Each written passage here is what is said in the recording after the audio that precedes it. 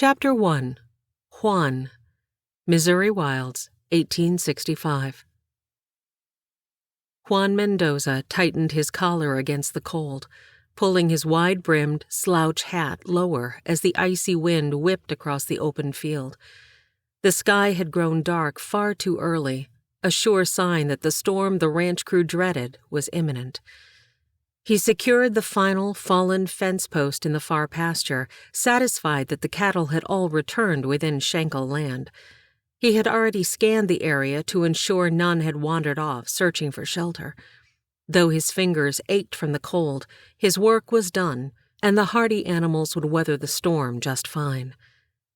Leather creaked like his stiff joints as he mounted his horse. He urged the mare forward, but her gait slowed, hooves dragging through the increasingly thick snow. The hour ride to the Schenkel ranch would be doubled at this pace. He'd have to hurry to beat the clouds looming overhead, but he'd be home. Well, as close to home as it got for him. 5 years of hard labor, 5 winters of freezing nights, and 5 blistering summers.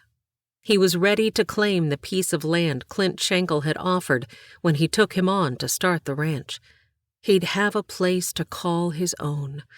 The dream of having something, a home that belonged to him, gave him the fortitude to press on through the biting winds. Juan squinted as the icy wind whipped against his face, the snowflakes pelting like tiny shards of ice. The cold gnawed at his skin, creeping through his clothes with every gust. A man could vanish in this storm, swallowed by the swirling white like he never existed, but Juan wasn't about to miss the Christmas festivities at the Schenkel Ranch. He could almost taste the roasted meat, vegetables, and fresh bread, the oven's warmth cutting through the chill. His mouth watered at the thought of hot apple cider spiced with cinnamon, the warmth of it spreading through his chest like a fire. Yet a sharp pang settled in his chest. As much as he wanted the land, he realized the empty stretch of field wouldn't fill the deeper void, the longing for more than just soil and timber. He had no one to welcome there, no family to sit around a table and share a meal. Christmas would come and go like any other day if he were alone on that land. The thought gnawed at him, and for the first time, the idea of claiming the property didn't bring the satisfaction it once had. The distant thud of hooves broke through Juan's thoughts, sharp and insistent against the snow-packed ground. His pulse quickened. At first, he assumed it was a stray cow, but the pace was too fast, too determined. He narrowed his eyes against the icy wind, the sting cutting into his skin. No, this wasn't an animal. It was a rider, the figure barely visible through the swirling snow, heading away from town in the wrong direction. Something was wrong. Anyone riding that hard in this weather could mean trouble. Juan's hand instinctively tightened around the cold wooden grip of his gun, his eyes narrowing as he tracked the rider's path. His stomach tightened. There was nothing out that way to draw a person in this weather. Whoever it was, they had no business being on Schenkel land. The boss wasn't expecting company that he knew of, especially not with the storm on the horizon. Juan nudged his horse faster, turning away from his previous destination. The animal was reluctant but obedient as they plowed through the snowdrifts, angling their trajectory to cross the rider's path. Juan clenched his jaw, casting a glance toward the Schenkel homestead. He exhaled sharply, the warmth of his breath vanishing in the icy air. With a guttural growl, he turned back to the rider, his loyalty to the Schenkel family outweighing the time slipping through his fingers. As he drew closer, he could make out more details. A woman, her skirts hiked up in a way that suggested both urgency and experience in the saddle, showed no signs of slowing. "What in the world is she doing out here?" His muffled words behind his neckerchief warmed his lips. Juan didn't recognize her or the horse, which meant she wasn't from a nearby farm. But whoever she was She was in danger. The wind had already begun to howl, promising worse. He pressed his horse harder, cutting across her path. The woman yanked on the reins, bringing her horse to an abrupt halt. Her wide eyes, dark with fear and confusion, met his. Her cheeks were flushed from the cold, and loose tendrils of auburn hair whipped around her face. "Whoa!" Juan shouted above the wind, raising his hand as he approached. "Estás perdida? You lost." She didn't answer immediately, glancing around as if to figure out where she was. "I'm looking for the Trexler Ranch," she finally said, her voice thin and shaky in the cold. "I was told it was just a few miles this direction, but—" "Not this way," Juan interrupted, his tone sharp. "The only place you're headed is straight into the storm. There is nothing out here but snow and more snow." He studied her more closely now, recognizing the fancy stitching on her heavy woolen jacket and the delicate leather of her riding gloves. She was clearly out of place, no doubt a city woman with no business being out in this weather. The woman's face tightened with frustration, but she remained firmly in the saddle, back straight and posture commanding, as if she were more suited to a ballroom than the rugged landscape around her. She tugged at the reins, her gloved hands betraying her irritation. The horse beneath her shifted. "I need to get to Lizzie and Charlie Trexler's. I'm surprising them for Christmas," she said, her voice steady despite the tension in her posture. The horse tossed its head, snorting at the rising wind, and she bit her lip, glancing over her shoulder at the darkening sky. "No one in town would take me." The heel of her boot lifted and lowered against the stirrup, revealing the unease that contradicted her outward confidence. Juan's eyes flicked from her to the skittish horse, its ears twitching. The animal was as anxious as its rider, though she kept a tight hold on the reins, refusing to lose control. Of course no one would lead her to Charlie's. This woman, whoever she was trouble, the kind that didn't know her limits, especially in the wild. She sat like someone accustomed to getting her way, even if it meant braving a snowstorm alone. He let out a long breath, lifting his gaze to the clouds, thick and heavy with more snow. He couldn't just leave her out here. "You are not making it to the Trexler Ranch tonight," Juan said, keeping his voice steady but firm. "Not in this weather."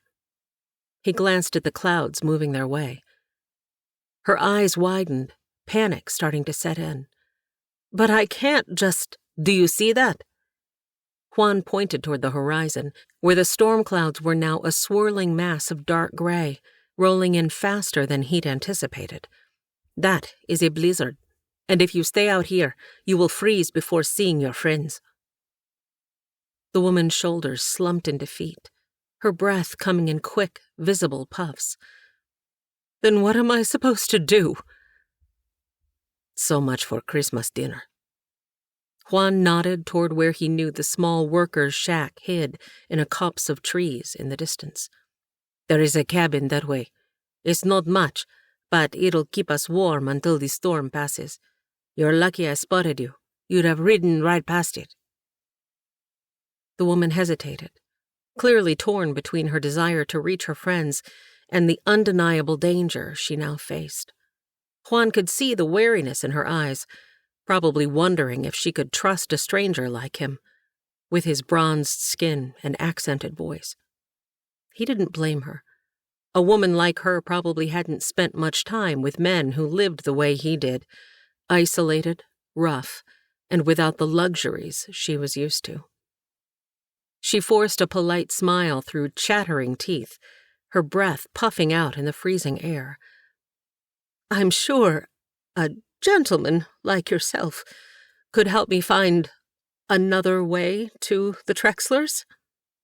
Her words were careful, the kind city folk used when they wanted something done their way. "Perhaps if you could just point me in the direction—" Juan raised a brow. She was trying to charm him, but he wasn't one to bend to pretty words or faces or polite smiles. Not out here. She shifted in the saddle, or maybe that was a shiver. He needed to do something fast. "I don't have time to argue," Juan said, his voice firm but not unkind. "You can come with me to the cabin or try your luck in the elements, but I will tell you now, you won't make it on your own." She swallowed hard, glancing again toward the threatening sky, then back at him. "We haven't been properly introduced." Biting wind filled his lungs. "Juan Mendoza. And you are?" "Essie. Esther Whitlock." Her chattering teeth told Juan they needed to move, quickly. "Pleasure to meet you. Now, before you freeze to death, can we go?" "Lead the way." Chapter 2. Essie. Shangle Ranch North Cabin. Essie's heart pounded as Juan urged his horse through the storm, the wind whipping like something feral, tugging at her cloak. Her fingers, numb from the cold, barely gripped the reins. She glanced at Juan, uneasy, not just from the biting wind, but from the man beside her. His sun-darkened skin and how he carried himself with that quiet, unshakable resolve made him seem like a figure from the wild lands her father used to talk about, the kind of man who belonged more to the frontier than any town she'd ever known. Juan, a name as foreign as his face. Her father had always warned her about men like him, the rough ranch hands who worked his cattle ranch, men with hard eyes and harsh accents who lived a life she was never meant to understand. But then again, hadn't that been the problem her entire life? The feeling of not entirely fitting anywhere? She'd traveled this far, not just to find Lizzie, but to find the one person who made her feel seen, who let her drop the act she wore in front of others.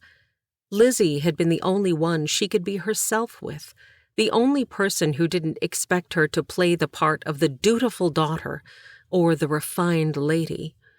Essie wasn't sure if it was the storm outside or the one inside her heart, but she couldn't shake the feeling that without Lizzie, she might never find that freedom again. The cabin stood crooked against the storm, its timbers worn gray by time and weather. It looked little more than a stopping point for ranch hands who needed a place to rest, no more than a pile of logs hastily thrown together, barely standing against the relentless wind. Snow had already risen above the horse's fetlock. It covered the ground like a blanket and clung to the corners of the roof. The bitter cold seeped into her bones the moment she dismounted. She hesitated, her movements stiff as her body warned her this was neither safe nor proper. The sudden creak of the door as it opened made her jump, her breath catching in her throat. They stepped over the drift, just as snow slid from the roof in a heavy cascade, landing with a soft thud that was swallowed by the storm's howl. She flinched again at the soft scrape of Juan's boots on the wooden floor, barely audible over the storm. Even his presence couldn't entirely break the heavy silence surrounding the four walls that hemmed them in. Juan glanced around the small room. "You stay here. I'll care for the animals." The cabin was cramped, and the low ceiling made it feel smaller. A few tools hung on the walls, forgotten or intentionally left behind by the men who'd used this place. An old bedroll lay in the corner, frayed at the edges and coated in dust. A small hearth stood against one wall, its cold stones seeming to mock the warmth they had yet to provide. There were no windows, just the oppressive weight of the storm pressing against the walls, threatening to push its way inside. She must have stood longer than she realized. The door swung open and shut, and the cold blast of air intensified the shaking of her petite frame. Juan was all business, setting her bundle against the door before shrugging off his coat and shaking out the snow before working on the fire with the few logs stacked on its corner. His smooth and deliberate movements looked like he belonged in this space in a way she didn't. She stood awkwardly by the door, her breath clouding, unsure what to do next. The close quarters forced her to be painfully aware of him, the low murmur of his voice as he muttered something in Spanish, the muscles in his back shifting beneath his coat as he crouched by the hearth, coaxing the flames to life. Essie's discomfort gnawed at her, a knot tightening in her stomach. She was alone with a man she didn't know, a man her father would never trust. She had no choice but to rely on him now. Pride kept her from admitting her fear, but it was there, simmering beneath the surface. The flicker of the fire cast long shadows across the cabin, the only light in the dim, narrow space. The air between them crackled with unspoken uncertainty, thick like the smoke rising from the hearth. Each glance felt heavy, as if both were waiting for the other to speak, yet unsure of what words to say. As the flames finally fully came to life, filling the cabin with a meager warmth, Essie pulled her cloak tighter around her shoulders, her eyes darting to Juan. She wrapped her arms around herself, trying to suppress the shiver that wasn't just from the cold.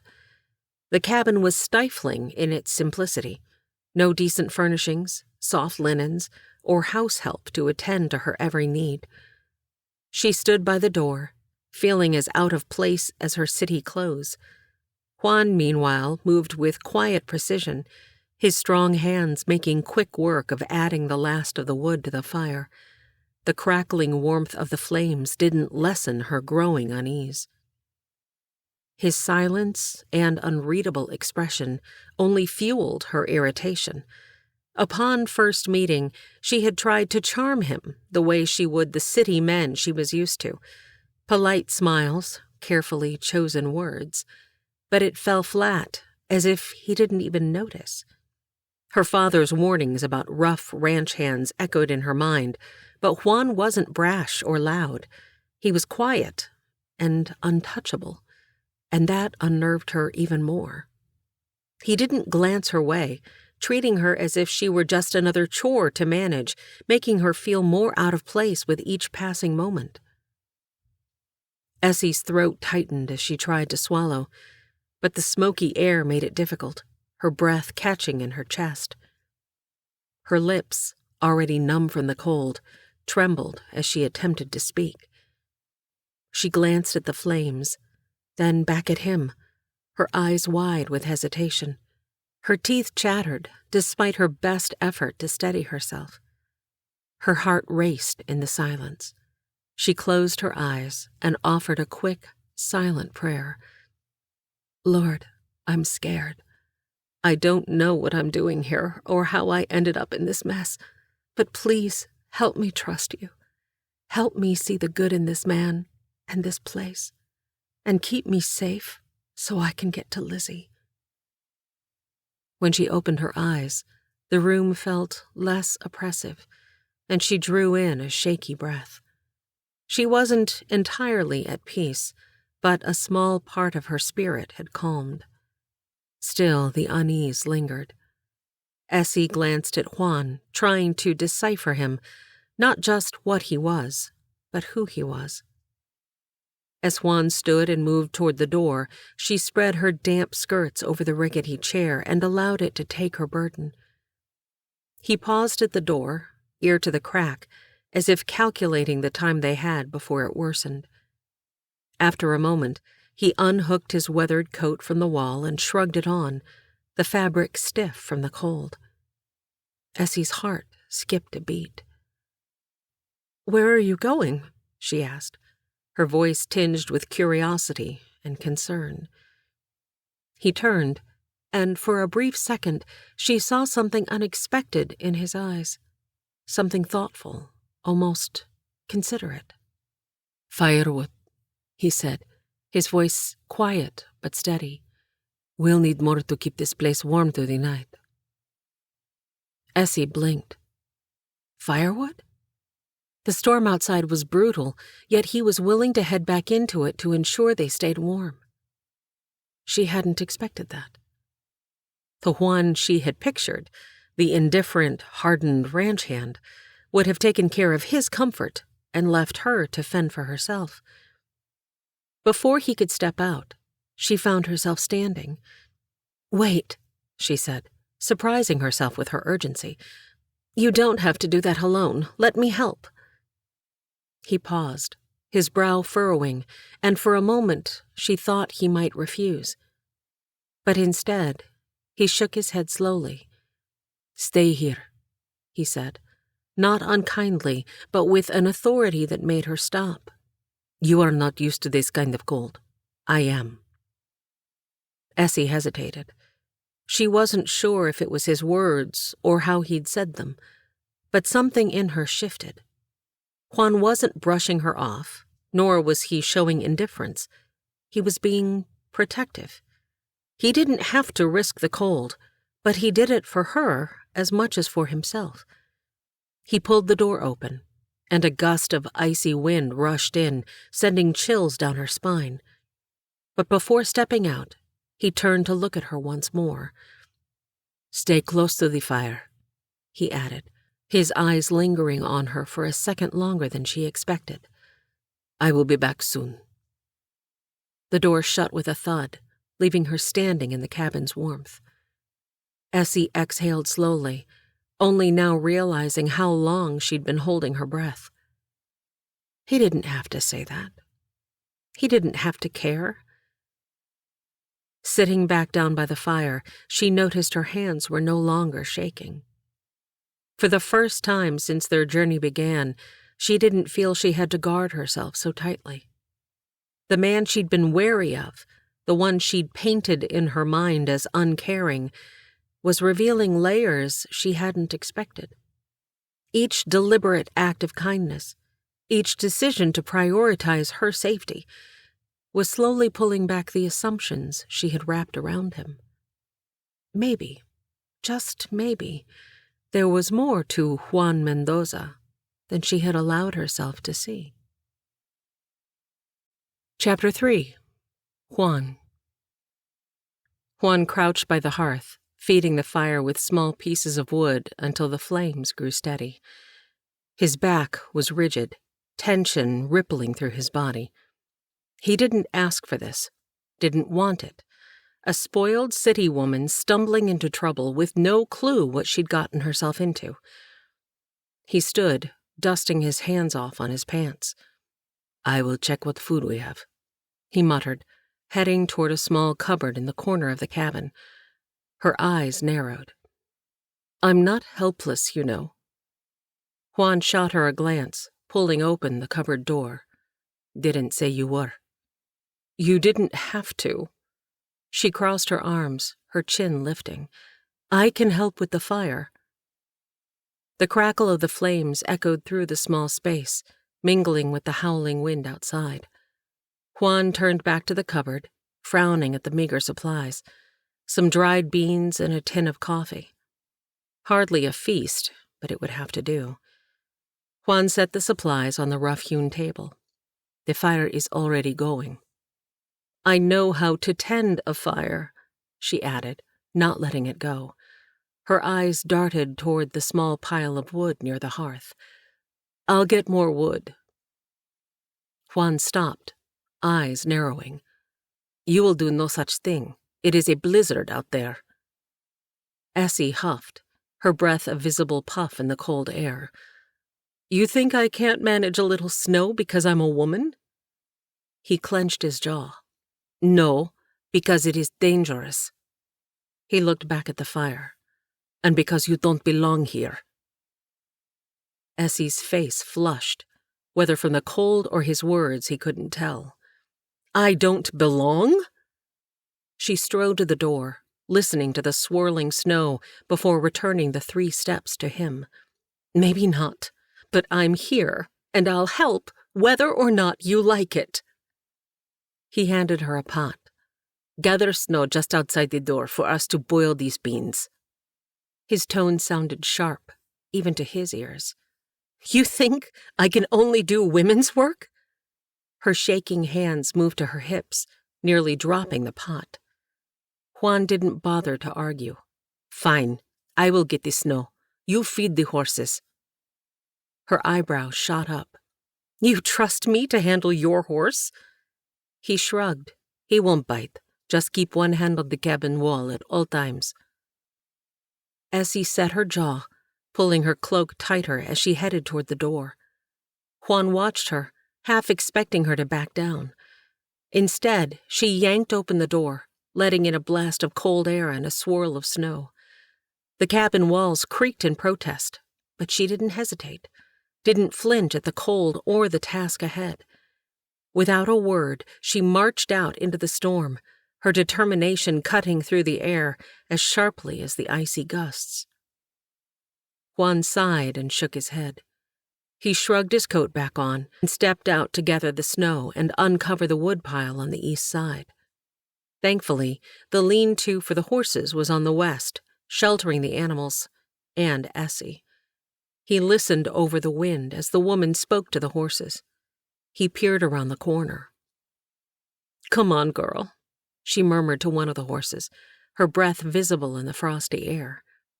I know this isn't the best accommodation, but we can handle a little snow, right? Juan strained to hear over the howling wind. At least you're not judging me for being here. You get it, don't you? Judging her? Is that what he was doing? Juan loaded the wood in one arm and scooped snow for beans and coffee with the other. When he didn't hear Essie speaking, he again glanced around the side of the cabin. Essie moved more hay into the trough. You'd think he'd never seen a woman work before, she muttered, brushing her fingers along the mare's mane. Stubborn man. He might think I'm some pampered princess, but that doesn't mean I can't get my hands dirty. Juan swallowed the groan creeping up his throat. He listened over the wind as Essie continued to speak to the horses, her voice softer and more earnest than it had been with him. I might be out of my element, but I can do this. The storm may be fierce, but I'm not afraid. If he thinks I'll let him do all the work, he has another think coming. Juan raised an eyebrow at her words, feeling a flicker of admiration mixed with disbelief. Stubborn woman. Yet something about how she carried herself, the fire in her eyes, began to chip away at his first impressions. She wasn't the self-proclaimed pampered princess he'd assumed. She was determined, and that made her intriguing. He waited until she'd gone inside, cleared the snow from the firewood again, and loaded his arms. As he struggled to open the door, arms full, the wind slammed against him, biting at his skin and making each step harder. Out here, he had control. He was used to braving the elements. But as he pushed into the cabin, a different kind of tension pressed on him. The close quarters made him feel trapped, his patience fraying as the warmth and walls closed in.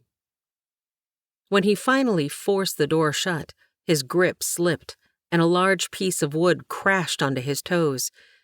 Pain shot through his foot, and irritation flared up like the fire he struggled to stoke. Ouch, he muttered, irritated by the sudden clumsiness. A soft snicker escaped from Essie. Her laughter, light and teasing, pierced through his frustration like a needle. She wasn't mocking him.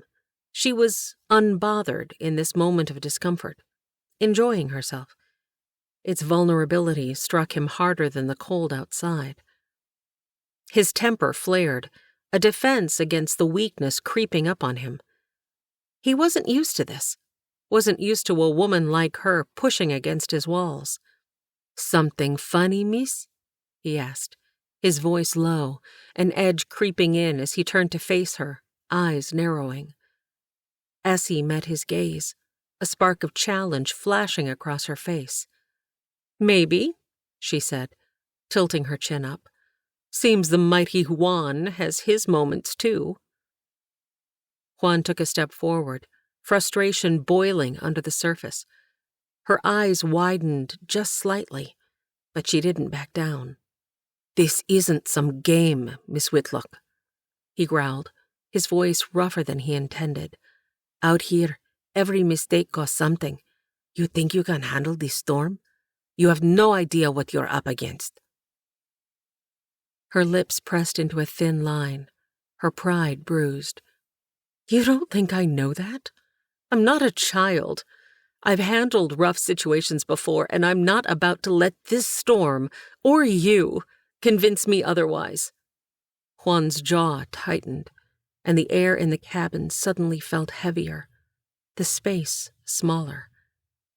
She didn't understand. This wasn't just about proving herself. People didn't challenge him like this. He had the respect of all the ranch hands. But the intensity in her words, the way she looked at him with something to prove, stirred an unexpected tension deep inside him. "Fine," he said, his voice low and steady, leaning in just enough to make her step back. "Then prove it."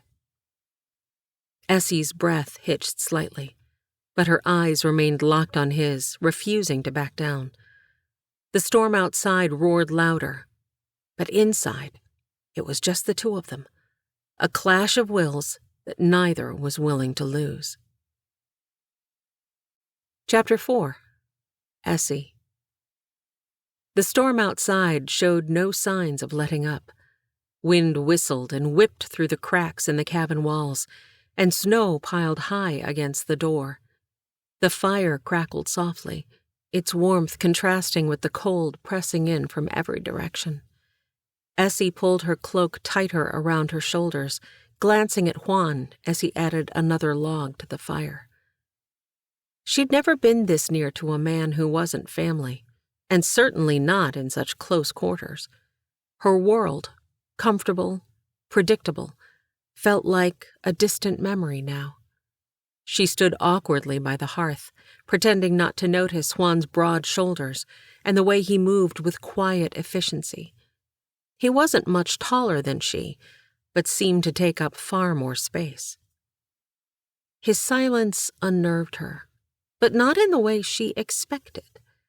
The men she knew, polished, loud, and often shallow, used silence as a weapon or a shield to show disinterest or power. But Juan's quiet was different. It wasn't cold or dismissive. It was steady, like the earth itself, grounded and purposeful. He didn't waste words, yet somehow, without speaking, he made her feel there was more to him than met the eye. "Beans are ready. No salt, no fatback, and no jalapenos. Can't promise they'll taste any better than they smell," Juan said, scooping a portion into a chipped bowl and handing it to her. "You can take the chair." "Thank you." Essie smoothed her skirts as she sat down, carefully spreading her feet to steady the wobbly chair. She glanced at the bowl, forcing a small smile. "At least it's hot." She took a small bite, blowing on the steam before the bland taste met her tongue. They ate in silence, the crackling fire and the scrape of spoons the only sounds filling the space. Outside, the wind raged, but inside, a different kind of storm brewed. An unspoken tension thickened between them, a mix of unease and curiosity that grew with every quiet moment. "The storm is not clearing," Juan said, breaking the silence. Like everything else about him, his voice was low and even, measured and sure. "It looks like we are here for the night." Essie's heart quickened. She pulled the bowl into her chest, the implications settling heavily. "And the sleeping arrangements?" Her eyes flickered toward the single bedroll in the corner. Juan paused, his brow furrowing slightly as he glanced at the sparse accommodations. "You take the bedroll," he said, his tone firm, leaving no room for debate. "I will stay by the fire and keep it going through the night." Essie hesitated. The bedroll was far from luxurious, but it still felt improper for her to take it all while he made do with the floor. "I can't take all the blankets," she said, shaking her head. "You'll freeze." Juan met her gaze, his dark eyes unreadable. "I have slept in worse conditions," he said, his voice carrying a quiet conviction. "Besides, it's more proper this way." Proper. Of course. It surprised her he would think like that. A man with nothing, valuing decency more than comfort. Her father's warnings about men like Juan rang in her ears. Men she was supposed to avoid, men who didn't belong in her world. But looking at him now, she couldn't reconcile those warnings with the man before her. His strength wasn't just in his muscles, but in his quiet actions, in how he moved with a steady, unwavering sense of authority. She might not understand him fully, but she could no longer deny that there was something more to him, something that unsettled her and intrigued her in ways she hadn't expected. The cabin's small space left no room for modesty. She was keenly aware of how close they were, every movement of his seeming amplified in the silence. Essie wasn't sure what to do with herself, feeling restless and far too aware of the man across the room. She busied herself by straightening the few supplies on the table and wiping out the bowls, the crackling fire the only sound filling the gap between them. Just when she thought the night would end in strained silence, Juan moved toward the hearth. But instead of lying down, he knelt before it. Essie froze, watching as he bowed his head, his hands clasped together. She blinked, surprise rippling through her. Her breath caught as she realized what he was doing. Here was this gruff, quiet man who hardly said a word, and he was praying. A tug pulled at her heart, drawing her toward him. She knelt beside him, unsure but knowing it was the right thing to do. She'd prayed daily for as long as she could remember, but something about this moment felt different, sacred. Juan didn't speak out loud, and neither did she. But as the storm raged outside, Essie found a calm she hadn't known she needed in the stillness. Her fears and doubts seemed to quiet at that moment, like the wind outside had been shut out by something stronger. When Juan finally stood, she followed his lead, feeling a little steadier. He glanced at her, a hint of something soft in his eyes, and for the first time, they shared a look that wasn't guarded. "Thank you," she whispered, though she wasn't entirely sure why she said it. For the prayer? For the fire? For not being the man she had first assumed? Juan nodded but said nothing, returning to his place by the fire. Essie moved to the bedroll, feeling the tension between them change, not vanish but shift. Something unspoken lingered in this space, something that wasn't there before.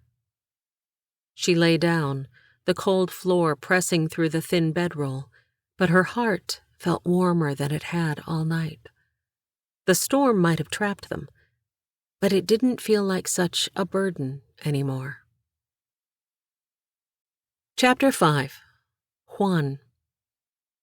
The storm outside roared like a wild beast, battering the small cabin with relentless force. Snow thudded against the roof in uneven rhythms, while the wind slipped through the cracks in the walls, carrying with it the sharp bite of winter. Juan lay on his side near the fire, watching the flickering flames dance in the hearth. The warmth was comforting, but the cramped space pressed in on him in other ways.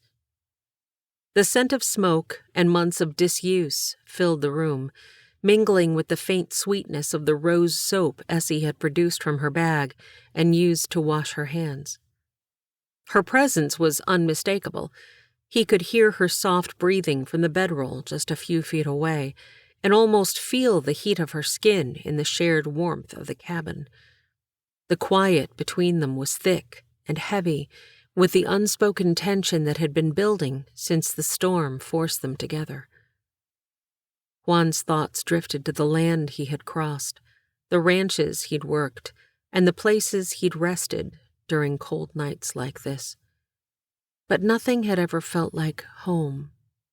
He dreamed of that, a place to call his own, a life beyond the back-breaking work of a hired hand. Even with the land from Clint, he'd need to build a home. Yet, with Essie so near in the little shack, the thought gnawed at him more than usual.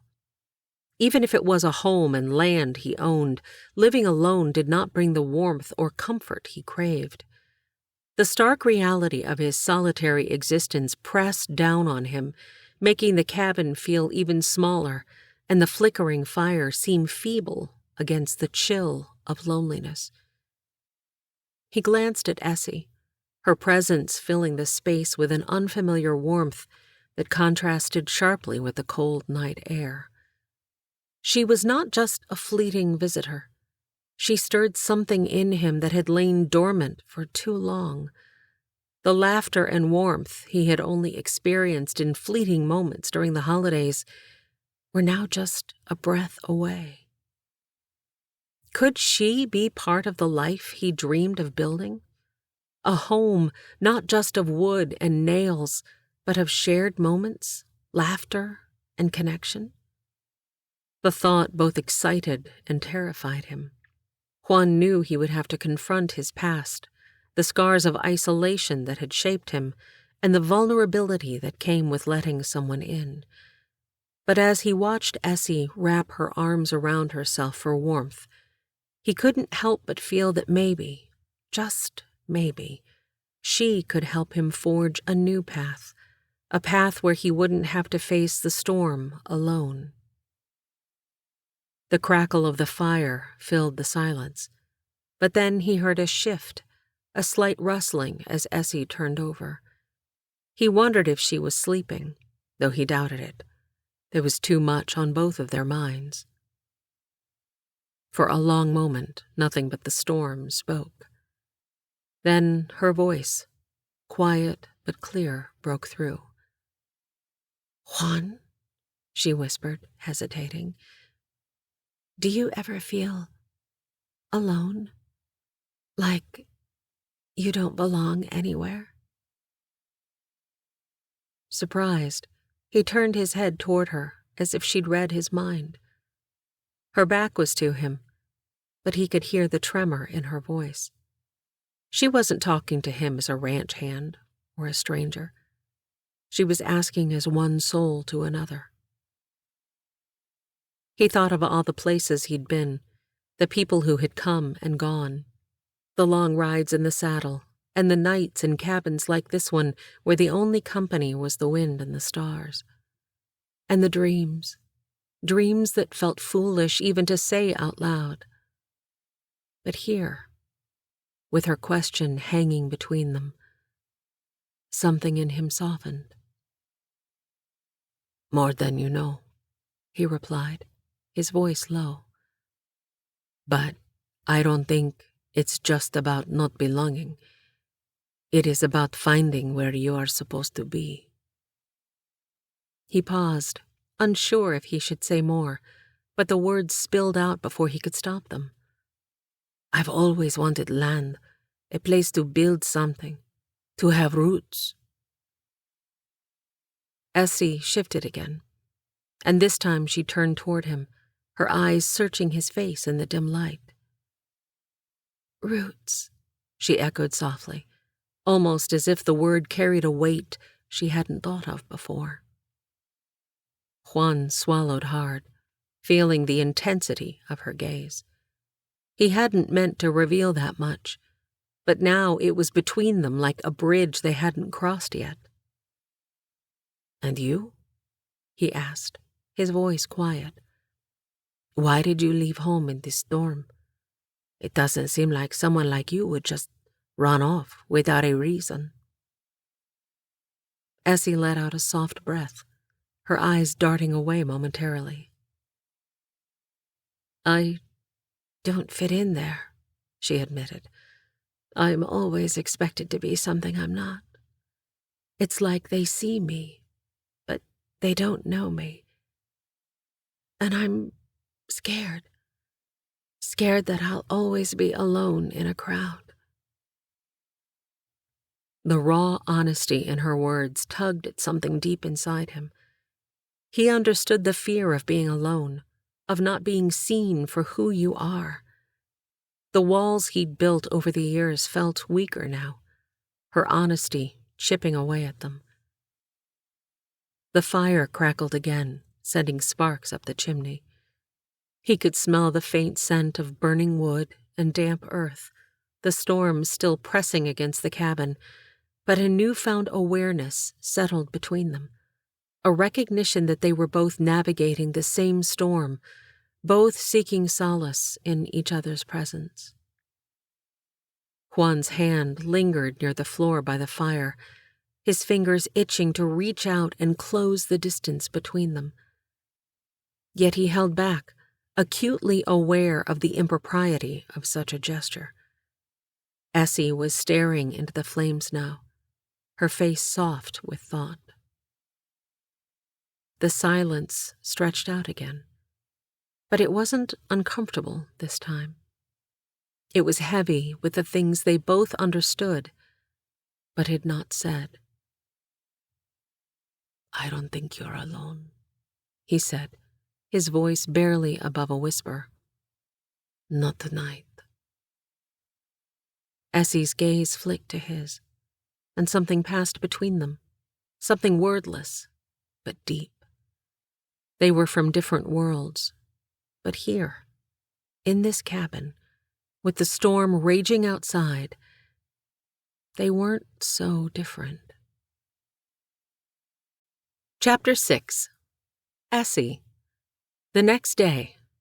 Christmas. Essie stirred awake to the gentle crackling of the fire, its warmth enveloping her like a soft blanket. For a moment, she savored the cozy feeling before reality set in. She blinked against the dim light, glancing around the small cabin, her heart fluttering as she realized Juan was gone. A flicker of panic surged through her. Where could he be?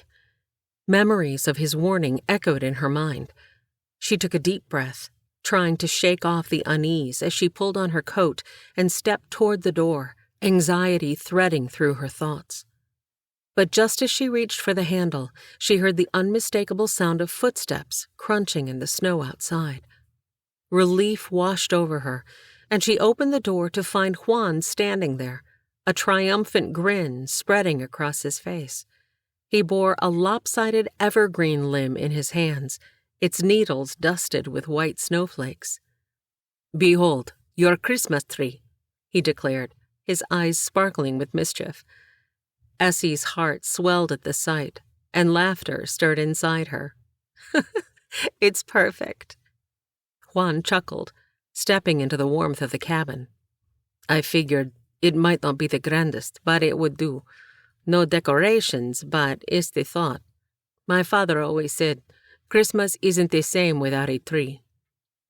She rushed over to help him prop the branch up in the corner, her initial panic forgotten. "I have just the thing for decorating." Essie pulled hair ribbons and a dress sash from her pack. As they worked side by side, she felt a sense of joy spreading through her. They adorned the limb with bits of ribbon and small trinkets from her bag, transforming it into a symbol of their shared spirit. She handed a delicate hanky to Juan. "You do the honor." When his brow furrowed, she motioned at the top of the branch. "For our star." Once they finished, Juan leaned back against the wall, admiring their handiwork. "Not bad," he said, a hint of warmth in his voice. Essie beamed at him. "Thank you for making our difficult circumstances more bearable." As they settled down on the floor, the fire flickering nearby, she felt a deepening bond between them. The makeshift tree became a cherished part of their improvised celebration. As the fire embers flickered, casting warm shadows across the cabin, Essie felt a sense of calm wash over her. The storm outside had slowed, leaving an enchanting silence in its wake. It was Christmas, and she longed to continue to mark the occasion somehow, despite the circumstances. "Juan," she said, glancing over her shoulder, "can we do something for Christmas? Just the two of us?" He looked thoughtful for a moment, and then nodded, a faint smile tugging at the corner of his mouth. "What do you have in mind?" She bit her lip, feeling a mix of excitement and nervousness. "Maybe we could share stories, something about our families. I know it's simple, but I'd like to hear about your Christmases." Juan's expression softened, and he shifted closer to the fire, the flickering light dancing in his eyes. "All right, but you have to promise to share real Christmas memories, not just the ones you think I want to hear, all coated in fancy words and perfect family harmony." Essie's heart melted, and the warmth in his gaze ignited a spark of happiness in her heart. He understood her. "Okay, but you also have to promise to be honest, even if it's not all perfect." "Deal." Settling comfortably on the floor, they leaned against the wall, the makeshift trees sparkling with their haphazard decorations nearby. As she spoke of her childhood Christmases, decorating the tree with her mother, the scent of pine filling the air, the warmth of family gatherings, the flopped Christmas pudding, Juan listened intently, nodding as she described the laughter and joy that had surrounded her. In turn, he shared memories of his youth, his family's struggles during the holidays, working the farm and tending to the animals while others ate feasts to celebrate the Christ child's birth. Small glimpses of joy punctured the hardships. "I remember one year," he said, his voice low and thoughtful. "We made do with what little we had, but my mother always found a way to make it special. We would hang up homemade decorations and sing carols by candlelight. It was all about being together." Essie's heart swelled. "That sounds beautiful. It's amazing how the simplest things can mean so much." She hesitated momentarily, then added, "I always looked forward to our Christmas breakfast. My dad would make pancakes shaped like Christmas trees, and my little brother and I would decorate them with syrup and fruit." Juan chuckled softly, and she caught a glimmer of warmth in his smile. "That's the kind of Christmas I would have loved," he said. "I bet you made a mess."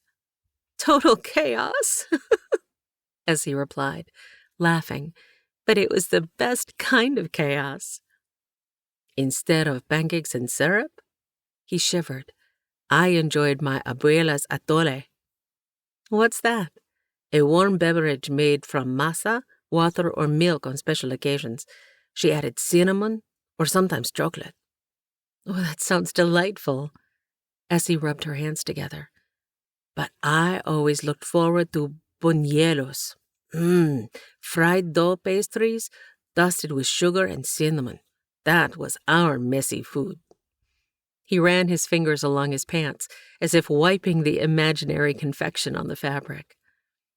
The shared laughter wrapped around them like a cozy blanket, filling the space with warmth that pushed back the chill of the world outside.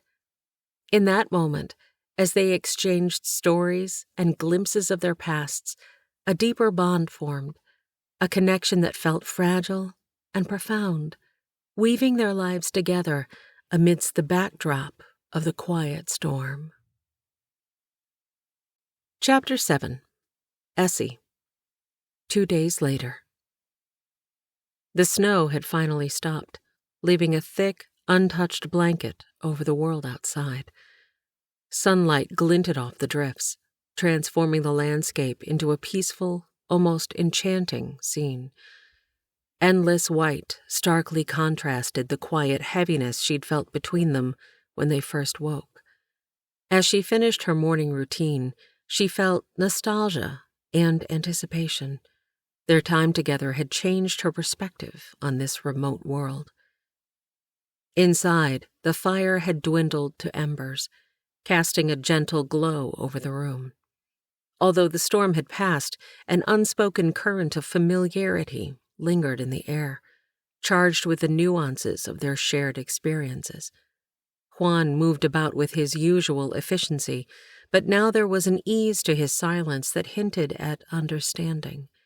His presence was no longer merely a mystery, but a source of unanticipated comfort.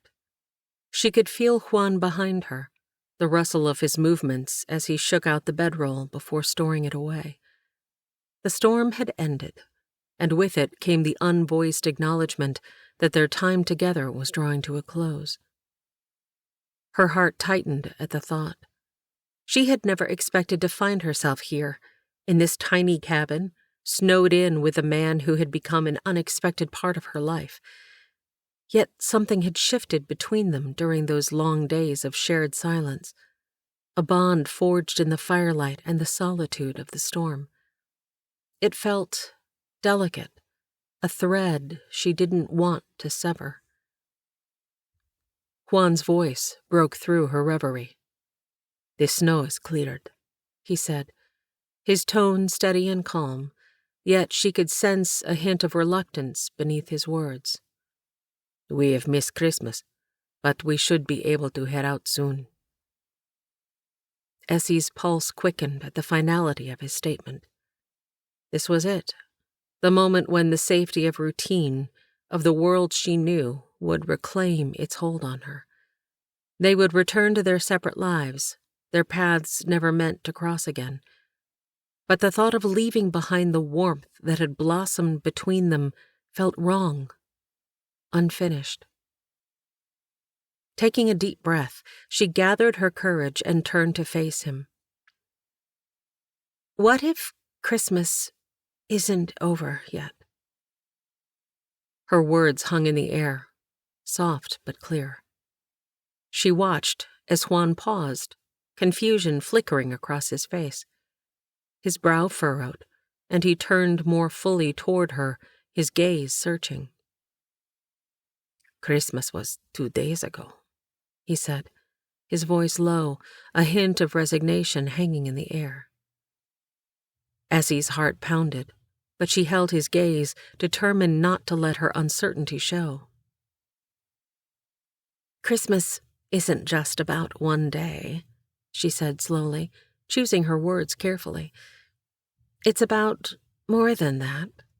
It's about new beginnings, hope, maybe even finding something you didn't expect." As she spoke, she studied him closely. Juan stood tall, with a strong jaw and deep-set eyes that seemed to carry the world's weight. The shadows danced across his face in the flickering firelight, revealing a hint of vulnerability. There was a softness in his expression that contrasted sharply with the tough exterior he often wore.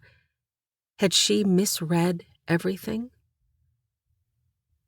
His silence deepened, and a pang of doubt twisted in Essie's stomach. Was she foolish to believe that this connection, this spark coursing through her veins, might mean something more? She longed to reach out, to bridge the distance between them, but the fear of rejection held her back. The warmth she had come to associate with him felt fragile, like delicate threads of frost glistening in the morning sun. Juan shifted his weight, glancing toward the door as if contemplating an escape. His face revealed nothing, and Essie feared she had overstepped. Perhaps she was wrong to believe there was something more profound between them. Yet a flicker of hope remained.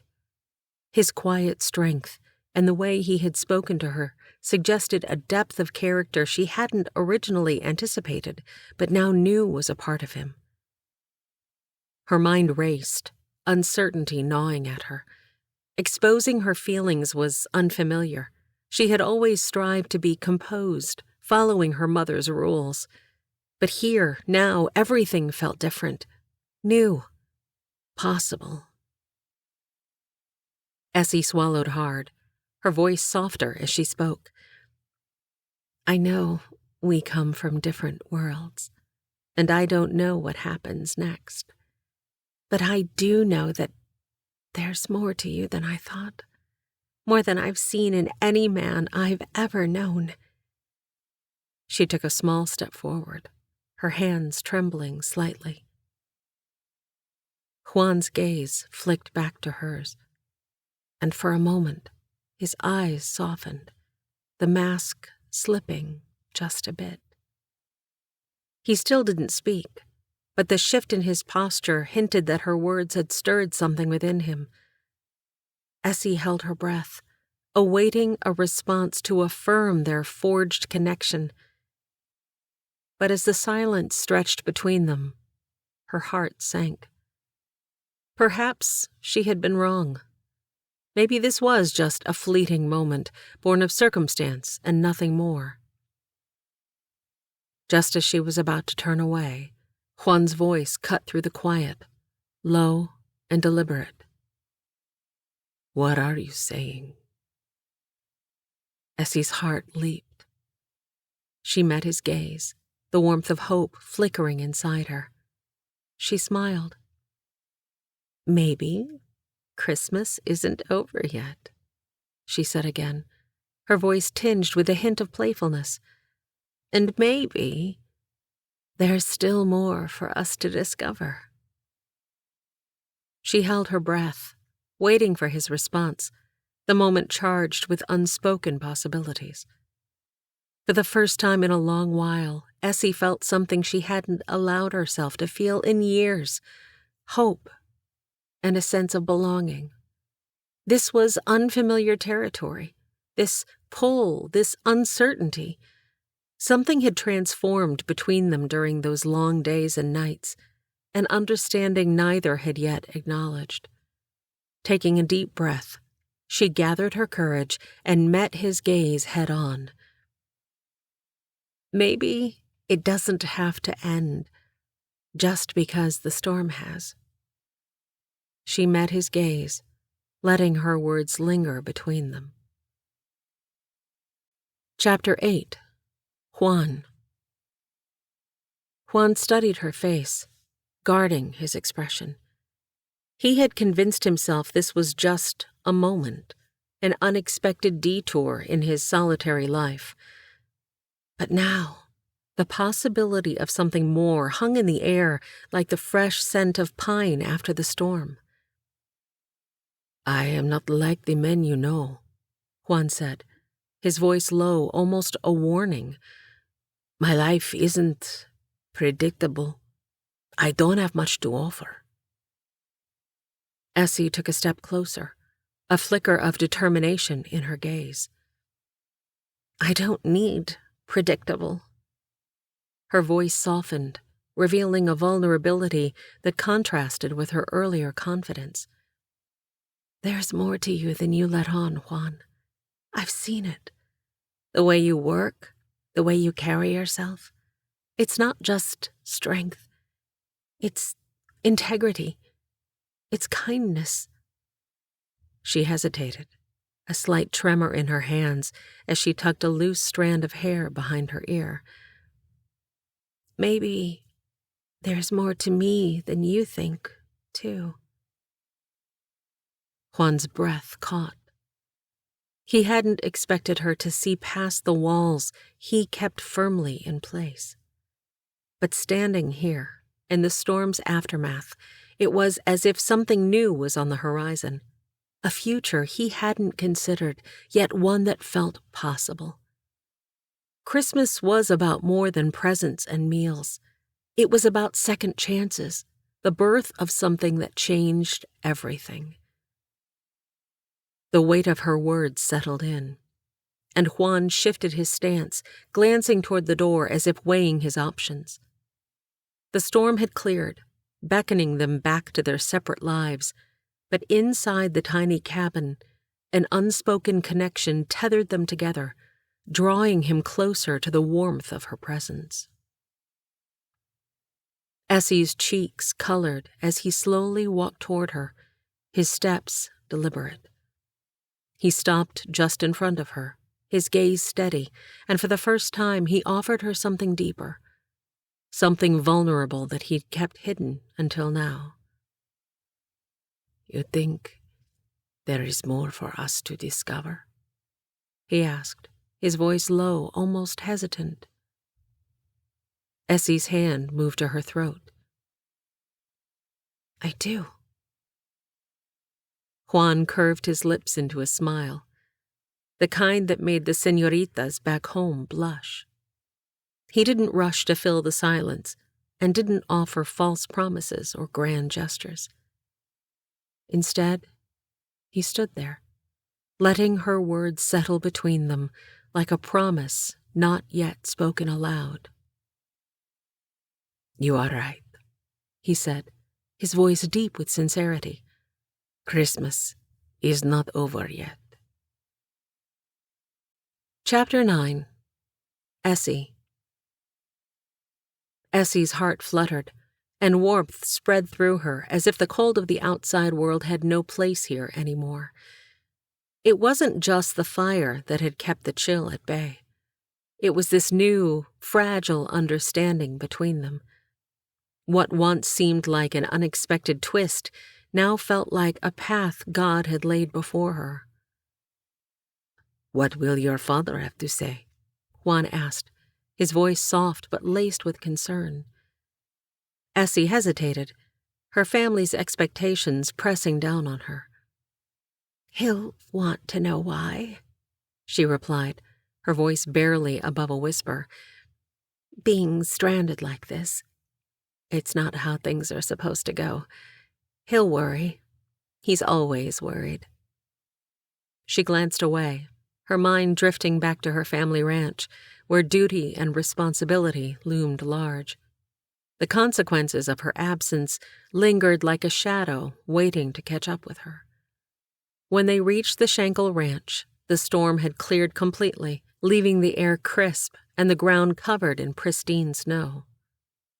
"That is the boss man I told you about, Clint Schenkel. It is his cabin Juan's words trailed off. Essie took in the man who stood on the porch, his practiced gaze suggesting he'd seen more than his fair share of trouble. His tall, solid frame remained motionless as Juan and Essie rode closer, and his weathered face was unreadable beneath the wide-brimmed hat he wore. Clint's brows lifted slightly when he caught sight of Essie, a flicker of surprise crossing his face before he quickly masked it. She sensed he hadn't expected to see her here, but his calm demeanor suggested a lifetime of experiences had taught him to keep his reactions in check. "Juan," Clint called, his voice gravelly but calm. "Who's this you've brought?" Juan dismounted, stepping forward with measured respect as if approaching a superior officer. "This is Essie, Esther Whitlock. We got caught in the storm up by the old north cabin. I was heading back from corralling cattle and fixing the far pasture fence when the weather turned bad, and she had gotten stranded. We had no choice but to wait it out at the cabin." Essie held her breath, closely observing Clint's reaction. His gaze shifted between her and Juan, analyzing every detail with the keen awareness of someone accustomed to sizing people up quickly. He didn't seem the type to jump to conclusions, yet his silence set Essie on edge. There was a weight in the air, an unspoken assessment that made her heart race. Clint gave a slow nod, shifting his stance but never losing focus. "You were out there for 3 days, then?" Juan nodded. "The storm didn't let up until this morning." Clint rubbed his chin thoughtfully, his expression still neutral. 3 days in that cabin, eh?" His gaze shifted to Essie.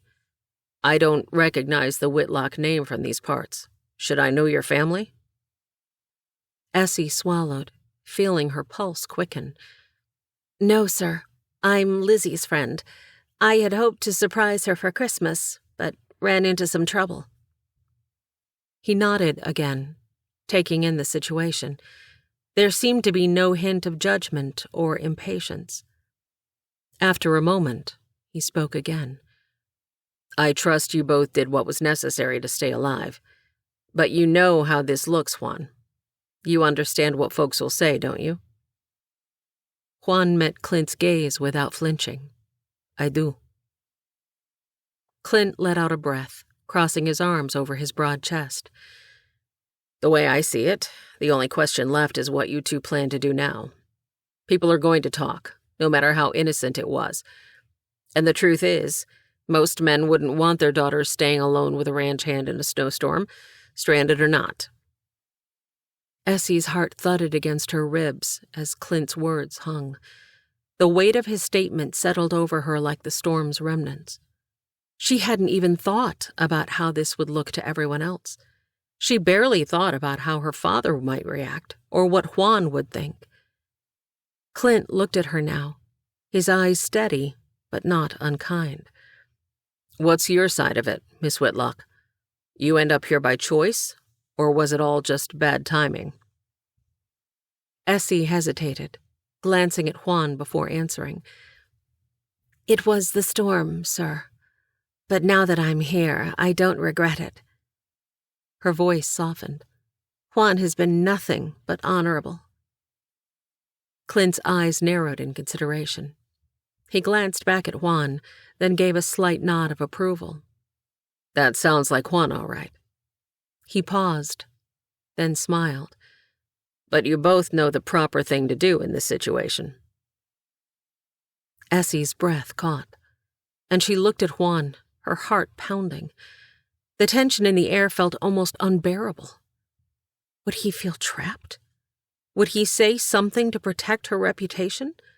The thought sent a flutter of worry through her. Was she putting him in a difficult position?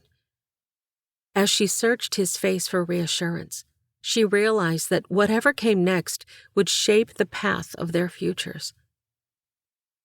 But as she searched his face, she didn't find hesitation or doubt.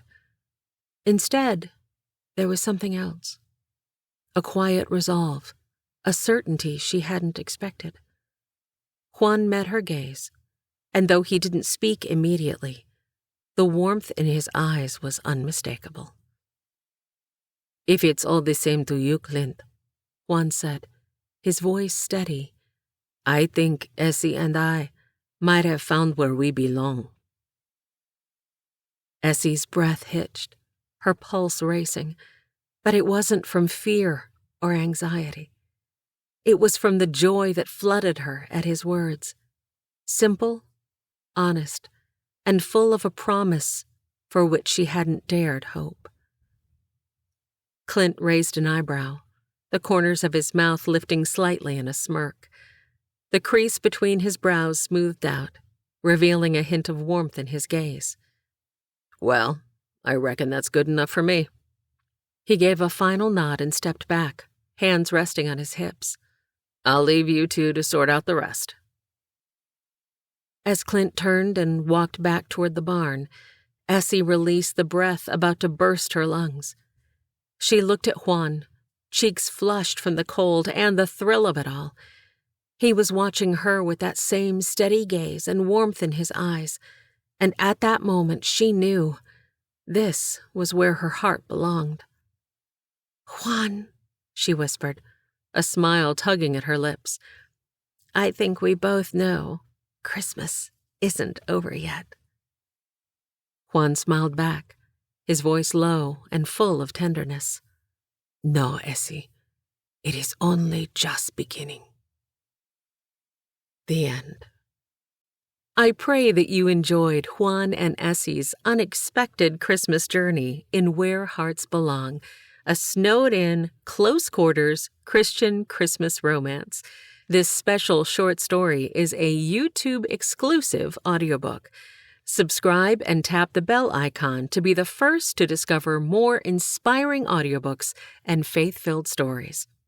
And if you haven't yet listened to the free prequel to the Discerning God's Best series, Heidi would love to send it to you.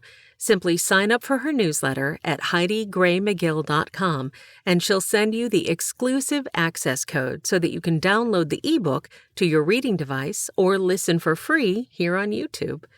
This has been Where Hearts Belong, written by Heidi Gray McGill, narrated by Amy Lilly, and directed and engineered by Adam Hassel. Text copyright 2025 by Heidi Gray McGill. Production copyright 2025 by Heidi Gray McGill.